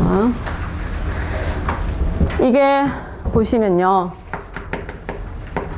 점검, 시험, 유지관리, ITM이 IT, 뭐 인스펙션, 테스트, 메인터넌스 이래가지고 NFPA 25에서는 이런 기준이 다 있다라는 거죠. 그런데 우리나라에는 이런 기준이 없다, 이거 도입하자라고 계속 얘기하셨던 한 분이 계십니다. 이태구. 그 블로그에 가거나 이제 뭐 방제신문 이런 거 보면 요런 거 준비해가지고 요런 거 도입해가지고 우리도 소방시설이 제 기능을 할 수 있게 이거를 도입을 하자라고, 제도를 갖고 오자라고 계속 얘기를 했어요. 그래서 이제 보시면 우리도 근데 사실 점검이라는 걸 하긴 해요. 자체 점검이나 종합 정밀 점검을 하는데, 점검을 하시면 관리사분 계시겠지만 결국은 그거잖아요. 법대로 설치되어 있는지 아닌지, 그냥 법에 맞게 설치가 되어 있는지, 작동을 하는지 안 하는지, 그거잖아요. 그런데 여기에서 얘기하는 건 그거죠. 법대로 설치된 거는 기본이고 제 기능을 유지할 수 있는지, 요거를 사전에 평소에 계속 확인하자, 이거거든요. 그래서 개요를 그렇게 적은 거예요. 우리가 점검을 통해서 법대로 설치가 되고, 그리고 뭐 감지기 작동이나 연동해서 작동을 되고 있는지 그거는 확인할 수 있으나, 우리가 뭐 방수압 방수량까지는 측정을 하게 돼 있으나 나머지 부분에 대해서 제 기능을 유지하고 있는지를 확인하지는 않는다. 그러니까 그 제도를 아예 법으로 갖고 옴으로써 조금 강하게 기준을 갖고 와서 그걸 지키지 않으면 건축주한테도 좀 그런 걸 좀 물리고 뭐 그렇게 하자, 이제 그렇게 적은 거예요. 그러고 난 다음에 요거는 그냥 얘네들 NFPA 25에 있는 내용을 정리를 한 것밖에 없는데, 여기에서는 이런 대상 설비가 옥외수화전이 있고요. 보시면 아시겠지만 옥내수화전이 있고 스프링클러가 있고 따로 밸브나 부속품 수조 이렇게 따로 돼 있더라고요. 그래서 옥외수화전을 그냥 한번 뭐 읽어보겠습니다. 시험이 그 테스트 항목이 종류가 유량 시험하고 배수 시험인 거예요. 유량 시험은 내부 배관의 내부 확인을 하는 거. 그래서 뭐 손실의 이게 5년마다 하거든요. 5년마다 해가지고 지난번에 했던 시험 자료를 그대로 가지고 있고 5년 이후에 요번에 했는 시험 자료를 가지고 있으며 지난해 거랑 비교를 하는 거예요. 지난 거를. 비교를 해서 마찰 손실이 더 늘었구나 말았구나 이제 그런 것들을 다 비교하는 거예요. 그래서 여기 보면 누설이나 막힘이나 배관의 마찰 손실 특성을 다 확인하도록 되어 있습니다. 그래서 그 피토 게이지를 통해 가지고 이제 그림이 작아서 보이실란가 모르겠는데 소화전 2개를 설치를 하고요. 하나는 정압하고 잔압 측정용 소화전을 선택을 하고 하나는 피토 압력 측정 소화전을 선택을 해서 거기에서 각각 압력계를 설치를 해서 얘네를 확인하겠다는 거죠. 그래서 이게 그 4번에 보시면 F소화전 방수시인데 그게 바로 피토 압력 측정용 그 피토 게이지를 이용해서 압력 측정하는 소화전이거든요. 이제 거기에서 방수를 했을 때 R 소화전이 바로 정압하고 잔압 측정용이에요. 거기에 나타나는 R 소화전에서 잔압을 기록을 했을 때 5년 전에 시험을 하고 다시 한번 시험에서 비교한다 했잖아요. 그 전번에 시험했던 내용이랑 비교해가지고 10% 이상 차이 난다? 그럼 배관의 손실이 커졌거나 배관이 막혔거나 그런 것들을 우리가 찾아내고 그거를 다시 우리가 보완을 해야 된다. 이제 그렇게 되어 있는 겁니다. 그리고 배수 시험을 하는데 배관이나 소화전 내에 이물질 제거하거나 배수의 적정성을 확인하기 위해서 배수 시험을 해요. 그래서 물을 빼는데 3번에 보시면 물을 빼는데 그 완전 배수가 60분 내에 이루어져야 돼요.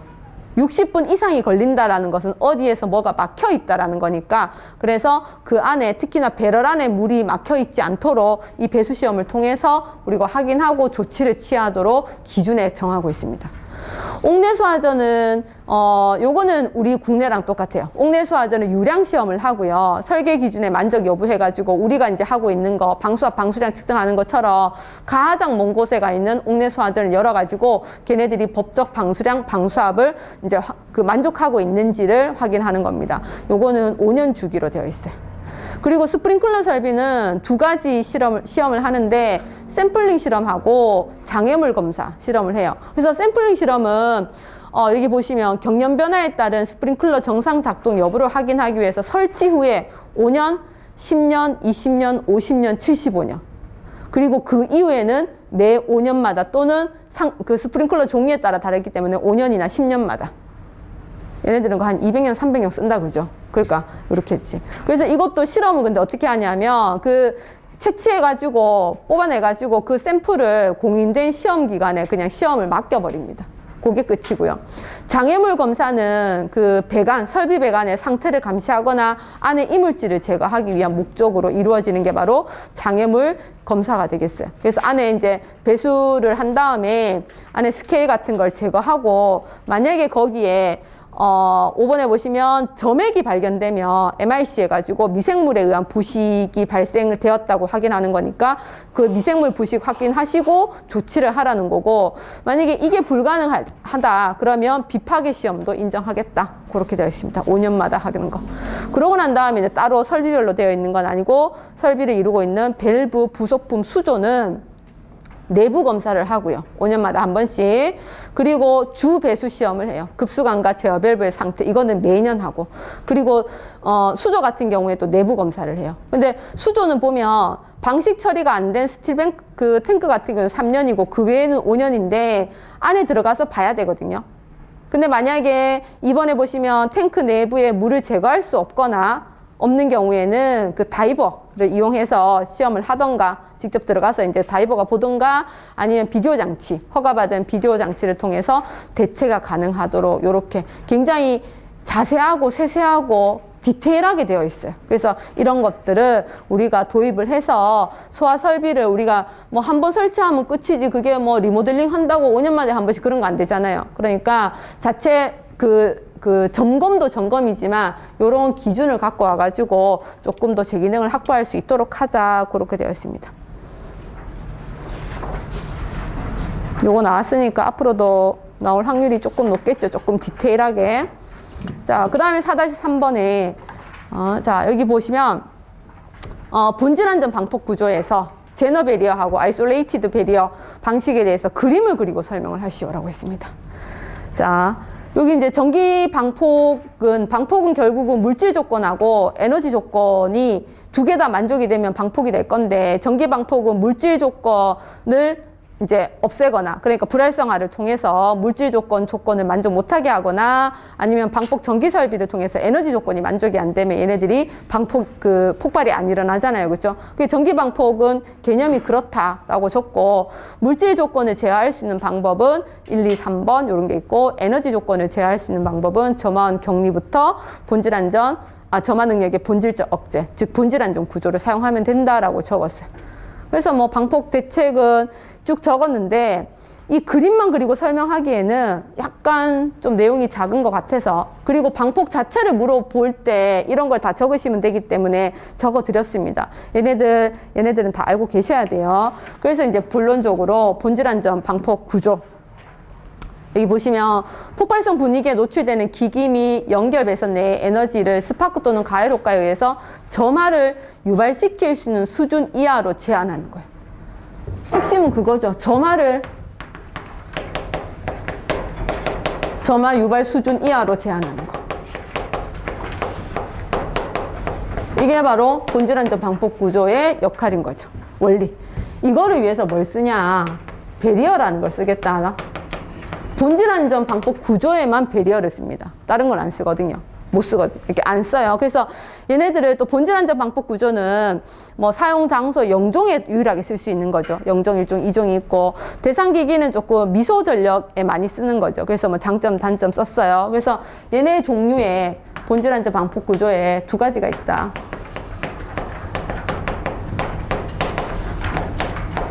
배리어를 쓰긴 쓰는데, 이거죠. 제너 배리어를 쓸 것이냐, 아니면 분리된 거, 아이솔레이티드 분리된 거 배리어를 쓸 것이냐, 그건 거예요. 그래서 본질 안전 방폭 구조의 배리어는 이렇답니다.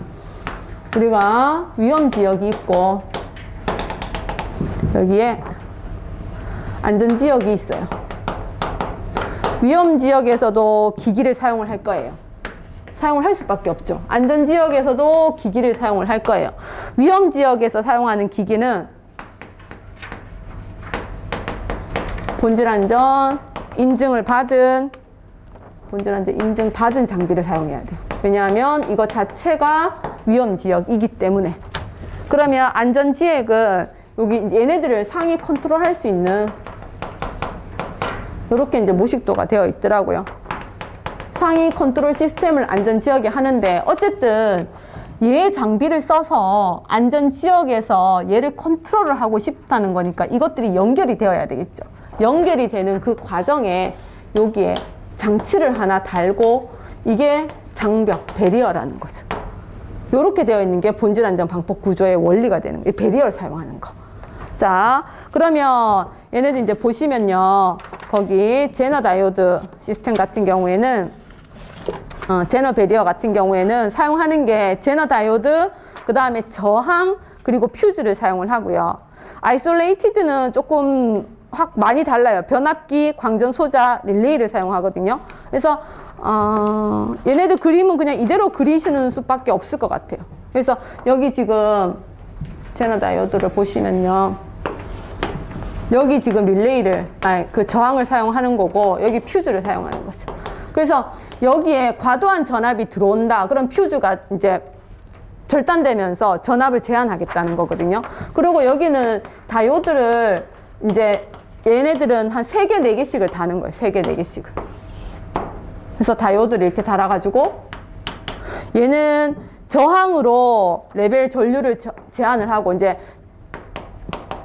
이렇게 될 거니까 얘가 크면 야가 작아질 거잖아요. 그래서 저항으로 전류의 크기를 제한을 하는 거고, 그 다음에 다이오드는 전압을 일정 수준으로 제한을 하고, 과도한 이상 전류가 전압이 들어오게 되면 퓨즈가 절단됨으로써, 용단됨으로써 얘가 이제 전압을 제한하겠다, 이제 그렇게 되는 겁니다. 그리고 여기 아이솔레이티드 여기 배리어 같은 경우에는 그림이 굉장히 복잡한데요. 이것도 아이솔레이티드 배리어가 종류가 여러 가지가 많은데, 그 중에 한 종류 그림을 그려드린 거예요. 한 종류 그림을 그려드린 거고요. 여기 보시면 안전지역과 위험지역의 회로 장치가, 그 회로 자체가 완충장치를 해서 근본적으로 분리를 시켜놨어요. 분리를. 요 그림 그대로 그릴 수밖에 없고, 만약에 조금 더 자세하게 설명을 하실 수 있으신 분들은 조금 더 자세하게 설명을 하시면 되는데, 너무 깊게 들어가시면 안 돼요. 너무 전기기술사 티가 나면 안 된다고. 전원은 트랜스포머를 통해서 전달이 되고요. 신호 전달은 여기 뭐 있네요. 그죠? 커플러를 통해서, 그리고 트랜스포머 릴레이를 통해서 이제 이루어진다. 그 이제 방향을 그려주시면 되겠죠. 어디를 통해서 그 전달이 된다라는 거. 자, 그렇게 됐어요. 보세요.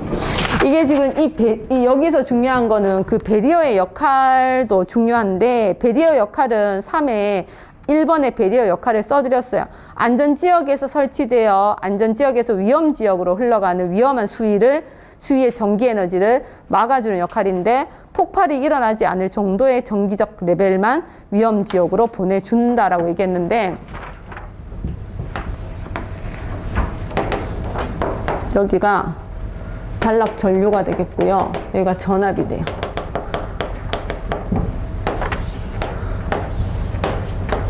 얘네들이 배리어예요. 배리어인데, 예를 들어서 뭐 수소 같은 경우에는 요 배리어에 의해서 여기서 나타나는 전압, 여기에서 나타나는 전류, 이런 게 있겠죠. 이 배리어를 사용함으로써 수소는 요 전압 이하, 이 전류 이하만 이쪽으로 보내줄 수 있다. 그렇게 되는 거예요. 그래서 배리어 역할이 정해진 어떤 수준 이하의 전압 전류만 이쪽으로 보내준다 했으니까, 이 배리어가 허용되는 전압 전류들이 다 값이 정해져 있거든요. 그래서 나는 여기서 사용하는 그 위험한 기체가 수소다. 그러면 이 배리어를 사용을 하게 되고, 이 배리어를 통해서 이쪽으로는 V1 이상은 못 와요. 그리고 I1 이상은 못 오게 되는 그런 시스템으로 되어 있는 겁니다. 그래서 이런 것도 좀 그려주시면 좋을 것 같고, 본질안전 방법 구조를 되게 상세하게 물었어. 그쵸? 물었어요. 되게 어렵다. 그죠? 그럼 이렇게 되면 그 다음번에 요거는 또 나올 수 있습니다. 또 나오는데 10점짜리 정도로 준비해 주시면 좋을 것 같아요. 한번 나온 거는 25점짜리로 만들 수도 있어야 되고요. 10점짜리로도 만들 수 있어야 돼요. 자, 출제위원은 돌고 돌아요. 그리고 출제위원들이 그 전전전에 어떤 문제들이 출제되었는지 다 확인하실 거거든요. 그리고 본인의 성향에 따라서 출제하는 것도 있지만, 다 보고 이거 나올 때쯤 됐네, 여기에서 아니면 이 문제 조금 변형시켜서 나올 때쯤 됐네, 그렇게 나오기 때문에 한 번 노출된 거는 다 준비를 하시는데, 한 번 노출돼도 나 죽어도 못하겠다 이런 거 있잖아요. 저는 죽어도 못하는 게 그거거든요. 물분무 뭐 양구하는 거, 수원양 저 못하거든요. 그런 거는 빼시고, 그거는 제 개인적인 거지만, 죽어도 못하겠다 이상한 것들이 있잖아요. 진짜 그런 것들은 빼시고, 이 정도는 폭발에 관련돼 가지고 방폭은 주로 나오는 거니까 요거는 다시 정리해 놔야지. 그럼 정리해 놓으셔야 돼요. 일단 많이 정리하셔서 많이 외우셔야 돼요. 자, 그 다음에 4-4번도 참 처음이다. 그죠? 한국산업표준에 의한 소화배관 표시 방법에 대해서 설명하시오. KSA 0503 배관계의 식별 표시라고 대놓고 얘기를 해줬습니다. 우리 소화배관 표시는 빨간색밖에 모르겠는데, 요게 지금 있더라고요. 이런 기준이.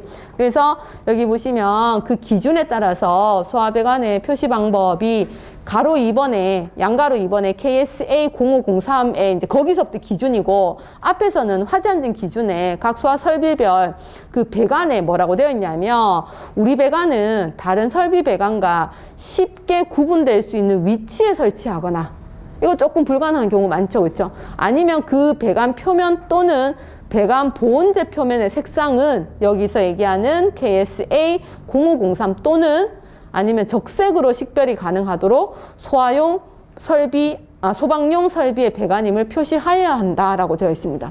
그래서 이 기준이 나왔어요. 그래서 여기서는 관내 물질의 종류를 그 배관 색깔로 구별할 수 있도록 했고, 7가지 색깔을 쓸 수 있도록 했어요. 물이라면 파란색, 증기 어두운 빨간색, 공기 흰색, 가스 연한 노랑, 산이나 알칼리 액체 같은 경우는 회보라, 아니면 기름 어두운 주황, 전기 연한 주황, 요렇게.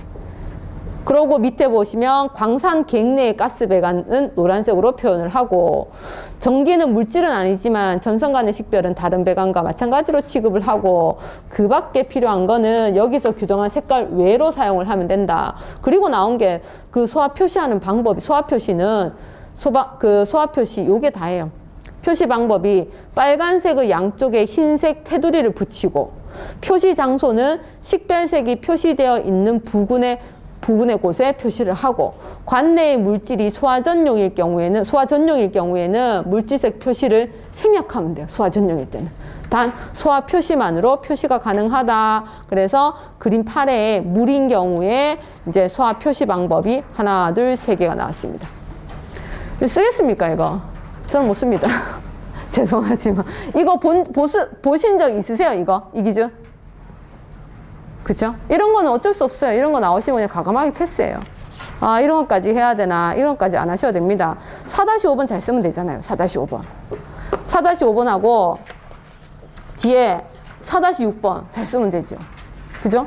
자, 4-5번에 보면 유도등 강원으로 사용하고 있는 LED 등에 대해서 설명을 하시오. 이것도 나온 지 조금 됐었는데, P형 반도체랑 N형 반도체 개념, 빛 발생 원리, 이것도 대놓고 그림까지 그리라네요. 그리고 LED 특징을 얘기하라고 했어요. 우리가 이제 그 건축물이 고층화되고 심층화되다 보니까 피난 경로도 길어지고 재해 약자도 많고, 그러면 피난 안정성 확보가 굉장히 중요하거든요. 피난 안정성 확보는 우리가 이제 건축적으로 확보하는 게 가장 좋고, 그리고 난 다음에 두 번째 소방적으로 이제 액티브적으로 시스템을 꾸며야 되는데, 그 중에 하나 피난 활동을 할 때 유도등을 통해 가지고 피난 안정성 확보를 하도록 하자. 그럼 그 유도등이 뭐 밝기가 더 좋으면 좋겠고 수명이 더 길면 좋겠고, 그죠? 그래서 이제 LED가 나왔고, 최근에는 LED를 거의 달고 있죠. 그래서 여기 보면 그럼 LED의 그 원리가 도대체 어떻게 되느냐. 반도체 두 개가 접속이 되어 있는데, 그 반도체 중 하나가 P형 반도체가 되는 거고, 나머지 하나는 N형 반도체. 전공이 많은 거고요. 전공이 모자라는 거예요. 그러니까 뭐 이게 플러스 마이너스로 보면 돼요. 이렇게 전공이 많아가지고 이 전체 플러스를 띄고 있다 보시면 되겠고, 전자가 많아서 마이너스를 띄고 있는 거죠. 네거티브. 그래서 거기 그림 보시면, 개념 보시면 전하 운반자 역할을 하는 양공, 전공이죠. 양공의 수가 전자의 수에 비해서 훨씬 많이 있는 반도체. 원래는 개수가 똑같아요. 그 중성이라고요. 그런데 플러스하고 마이너스가 똑같이 있어야 중성인데, 얘네들은 얘가 많은 거예요. 그래서 전체적으로 플러스를 띄고 있는. 근데 플러스라고 하지만 결국은 이제 홀이 있는 거죠. 홀, 전공. 자, 그리고 얘 같은 경우에는 전하 운반자 역할을 하는 전자의 수가 많은 거예요. 전자의 수. 전체적으로 마이너스가 많아요. 마이너스가.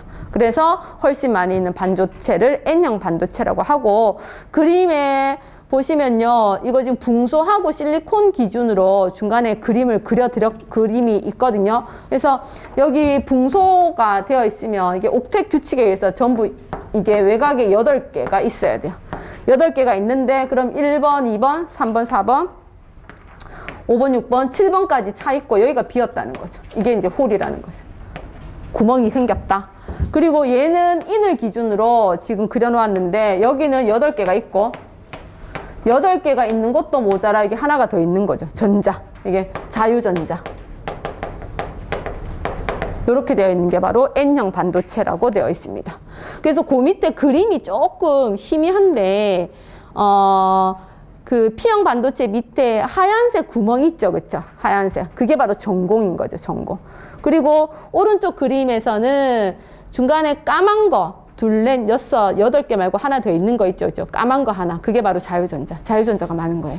그래서 네거티브를 이루고 있고, 얘는 파저티브를 이루고 있는 거죠. 그래서 반도체가 이제 2개가 되어 있는 거예요. 그러면 LED 같은 경우에는 이 P형 반도체라 양의 전기적 성질을 가지는 P형 반도체와 음의 전기적 성질을 가지는 N형 반도체를 2개를 붙여 놓은 거죠. 그래서 가장 간단한 그림이 이 그림이죠. 거기 있는 것처럼 여기는 P형 반도체고 여기는 N형 반도체고, 여기에 전공, 홀이 있어요. 홀이 있고, 여기는 이동할 수 있는 자유전자들이 있는 거죠. 자유전자는 말 그대로 자유롭게 이동할 수 있거든요. 그러면 여기에 있는 자유전자가 이동해서 전공을 채우는 거죠. 이렇게 채워요. 얘네들이 원래는 얘가 없는 게 맞고요. 원래는 얘가 채워지는 게 맞아요. 그러면 원래 없는 게 맞고 원래 채워지는 게 맞는데도 불구하고 이렇게 비어있고 하나가 남는다라는 것은 얘네들은 결국 에너지적으로 불안한 거예요. 에너지적으로 불안해요. 에너지로 불안하다라는 것은 우리가 역이되어 있다, 흥분되어 있다, 즉 고에너지 상태라고 보시면 돼요. 채워져 있는 거에 비해서, 얘가 없는 거에 비해서 고에너지 상태라고 보시면 돼요. 그런데 둘 다 고에너지 상태인데 야는 마이너스가 많은 거고 야는 빈 구멍이 많아요. 그런데 이동할 수 있는 전자가 와가지고 여기를 채워져 버리잖아요. 여기를 다 채우는 거예요. 여기를 채워. 빈 구멍이 채워졌으니까 불안한 데서 안정한 곳으로 가는 거고, 얘도 마찬가지인 거예요. 얘가 마이너스가 많아가지고 불안했는데 얘가 다 가버리니까 얘가 없어지는 거니까 안정한 곳으로 가는 거죠. 그러면 얘 입장만 놓고 봤을 때 예를 들어서 얘가 지금 에너지가 이만큼 있었다면, 에너지가 여기에 전공이 많은 상태, 전공이 많은 상태인데 이 N 반도체에서 나오는 전자가 얘를 다 채워져 버리면 전공이 가득, 이제 그 비어져 있던 전공이 다 차버리니까 얘는 안정한 상태로 내려가는 거죠. 그러면 그 불안한 거하고 안정한 상태의 그 차이만큼의 에너지, 이거를 결국은 방출할 수밖에 없고, 이 에너지를 방출하게 되면 이렇게 플랑크 상수에다가 진동수를 곱한 게 바로 에너지 크기인데, 결과적으로 상수니까 얼마만큼의 에너지를 방출하는지를 알면 얼마만큼의 진동수가 나오는지, 진동수를 가지는 빛을 가지는지 알게 되고, 진동수는 결과적으로 파장의 역수거든요. 그럼 무슨 말이냐면 에너지 크기를 알면 어떤 파장의 빛이 나오는지를 안다, 그 말인 거예요. 그래서 이 에너지 크기에 따라서 대충 정성적으로 말씀드리면 이 에너지가, 얘 차이가, 에너지 갭 차이가 어마어마하게 컸어요. 그러면 되게 높은 데서 되게 낮은 쪽으로 떨어지는 거니까 이때 발생하는 에너지가 많아. 그러면 에너지가 많게 되니까 얘는 상수니까 진동수도 많겠죠.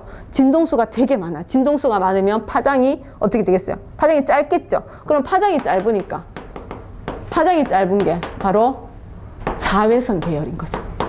자외선까지 못 가더라도 가시광선으로 따지면 자외선 근처에 있는 거니까 우리 눈에 보여야 되니까 가시광선 중에서는 바로 누굴 의미하냐면 보라색 계열이 나타나겠죠. 보라색부터 자외선 전부 다 그쪽에 되는 거고, 얘네 차이가 작은 거예요. 그러면 조금 높은 에너지에서 조금 높은 데로 떨어지게 되면 요 방출되는 에너지량이 작은 거예요. 에너지량이 작으면 진동수가 작게 될 거고, 그럼 파장이 길어져요.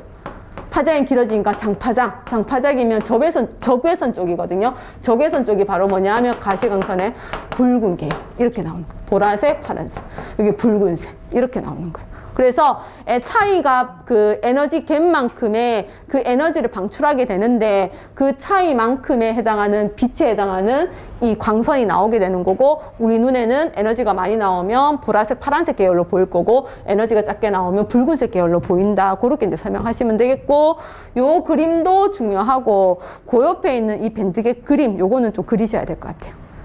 밴드갭 그림. 그래서 실제로 지금 위에 있는 거 뭐지? EC하고 밑에 있는 EV, 그 에너지 차이만큼을 방출하게 되는 거고, 그 차이만큼의 에너지가 결국은 빛으로 보이게 된다. 그렇게 되는 겁니다. 이러한 LED의 특징이 바로 뭐냐면 효율이 되게 높대요. 좋대요. 그리고 전력이 낮고, 고효율, 저전력의 긴 수명. 그리고 보통 일반 형광등에 사용하는, 유도등에 사용하는 수은이 안 들어가니까 수은으로 인해 가지고 인체 생물 농축되면 인체 병 생기잖아요. 그죠? 그래서 되게 안전하다는 거죠. 그리고 얘네들이 또 이산화탄소가 발생하지 않대요. 이산화탄소가 발생하지 않으니까 미미하나마 우리가 이제 온실효과 이런 것도 작을 거고, 그렇죠? 그래서 환경에 되게 유리한 등이다, 그렇죠? 그리고 유해 성분 방출이 없어가지고 인체를 보호할 수도 있고, 그리고 이거 LED는 뭐 칩 캐봐야 얼마 안 되잖아요. 칩이 차지하는 공간이 작다 보니까 공간 활용도 되게 좋고, 그래서 얘네들을 이용해가지고 사용할 수 있다. 뭐 이런 것들. 그리고 피난에 관련돼 가지고 이게 야드를 사용하는데 피난에 관련돼서 개요하고 결론 쓰시고, 이런 LED, 고위도 LED뿐 아니라 우리 그 뭐 허스 효과를 이용한 뭐 특수 유도등 이런 거 있잖아요. 그런 것도 한번 언급해 주시면 좋겠죠. 제약자들을 위해서 특수 유도등도 활용을 많이 하자. 그렇게 되어 있습니다. 자, 그 다음에 4-6번에 인화성 액체, 품명, 지정 수량, 저장 및 취급 방법. 이건 다 쓰셨어야 되는 건데. 그죠? 다 쓰셨어야 되는 건데. 자주 나온다, 그죠? 자, 위험물 안전관리법상의 인화성 액체에 대해서 이 세 가지를 설명을 하시오.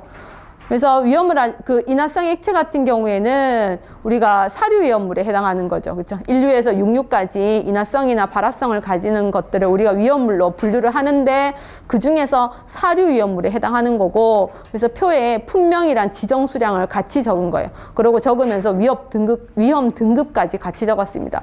특수 인화물에서부터 동식물류까지 쭉 적었고, 지정 수량은 거기 위에 3번에 써 드렸듯이 지정 수량이라는 것은 위험물을 저장하거나 취급하기 위해서 사전에 행정청의 허가를 받아야 되는데 그때 기본이 되는 최저 수량이거든요.